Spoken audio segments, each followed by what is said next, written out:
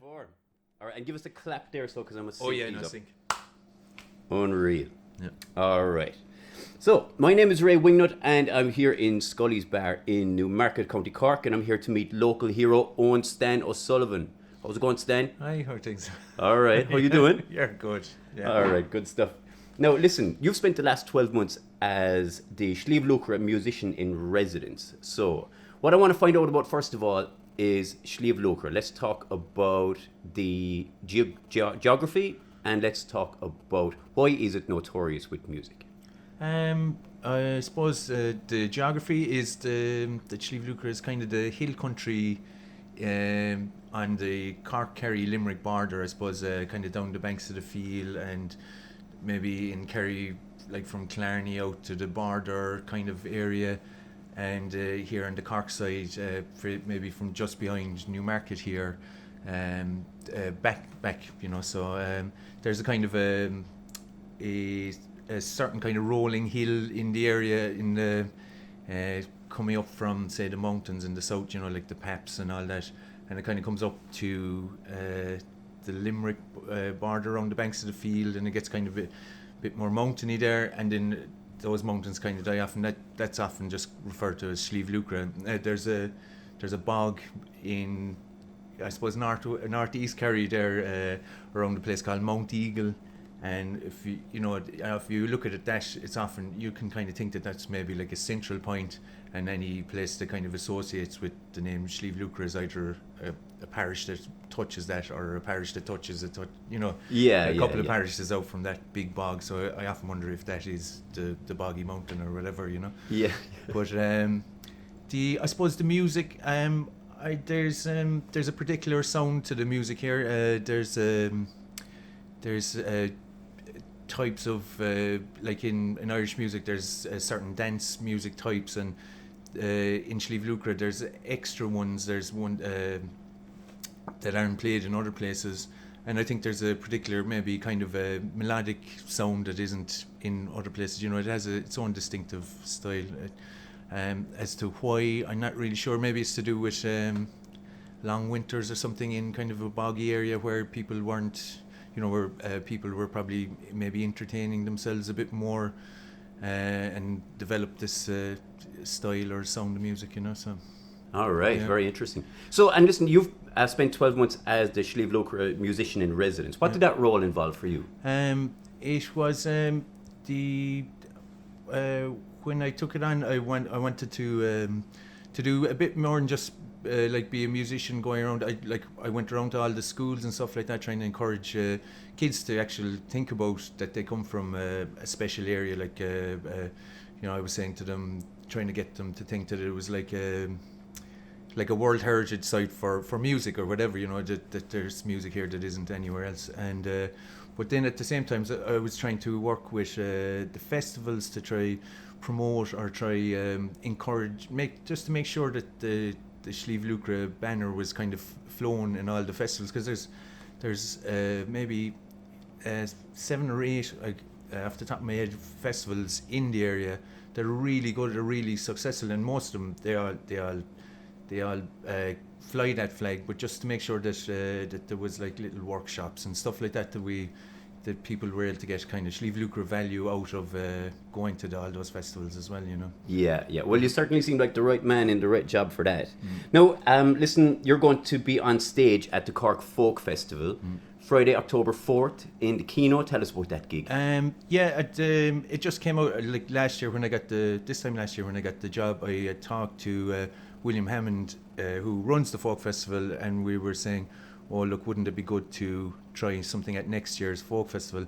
And it kind of we met again at a festival in Alhees just before the summer, and I asked him, what do you think, or would we just do a nice kind of a concert, you know, a celebration? And he was like, he thought that was the perfect thing to do. So I just asked, or I knew Jackie Daly and Matt Crandish were going to be there, and I had recently just had Ryan O'Leary and Niamh Nicara doing a workshop for secondary school kids. So I was like, these would be, you know, very exciting performers to have at the concert. So that's what I did, you know. Absolutely. And listen, so the night on the Friday, October 4th, that is a celebration of Sliabh Luachra music, and it's also a tribute to Timmy the Brit McCarthy. So tell us a bit about Timmy the Brit McCarthy, so please. Oh yeah, well I didn't know Timmy personally, but I know that anyone that you ask about dancing, when I was doing the musician residence job, I was one of the things I was trying to get my hands on was to try and kind of bring back the dancing in a bigger way, and everyone I asked about, do you know what teacher or who do you think could do that, and everyone said Timmy the Brit, and that's I think that's one of the, it just shows how like a strong, like his passion for dancing was so big, and it's such a great loss or whatever that we, that it's and they say about burning libraries or whatever when people die or whatever, it's just such a shame. But we're going to celebrate, have a bit of dancing at the end of the concert, just to pay tribute to him. Nice, absolutely brilliant. Yeah. Well, like, he certainly seems like a man who was at the heart of the community in every sense of the phrase. And of course, it's also 40 years of the Cork Folk Festival. Yeah, which is so amazing. like all this stuff, is really going to be like a lovely reflection and celebration, like you say. And it's also in the Kino, recently revamped, renewed, big sound system moving in there. So it's going to be a pretty momentous evening, I'd say. Yeah. Oh, I hope so. Like the performers are like we have I was saying Niamh Ní Cara, who's performed all over the world, but she's from just outside Killarney. She's like always waves the Sliabh Luachra flag, like she's performed on all kinds of stages to all kinds of people, but like fair dues to her, like she's still so in love with her own music or whatever. Same with Brian O'Leary, like he's like one of, like, when I meet young people around, I always I ask them, have you heard Brian O'Leary or listened to him, because he's the real thing. He's like, I mean, he's got it in spades. His grandfather was Johnny Leary and all that, but like he's the really thing. I don't know what to say about that. I just couldn't say enough good things about him. And then we've like Jackie and Matt, who are like two elder statesmen of Sliabh Luachra. Like Matt has like spent his whole career since the 70s like reminding people about the good music in this area, and Jackie was born just over the road here, and he I mean, when I was growing up, like you would there would be a big excitement. Jackie Daly's on the television, we'd all run in to watch Jackie Daly, and a couple of weeks later he'd be playing at someone's house party, or he'd be here in the back of the bar, and you'd be like, oh my God, like this, amazing musician is. So like he's been an inspiration to everyone. I want to interview that man. Like it's lovely to sit here in Scully's Newmarket talking to you, but he's a beautiful man. Yeah. All right. So let's talk about that. So I would have first known you as Stanley Super 800.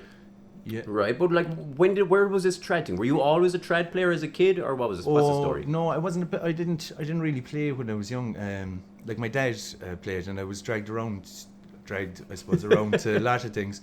So I was exposed to loads and loads of it. But for some reason, I didn't really latch onto it or whatever.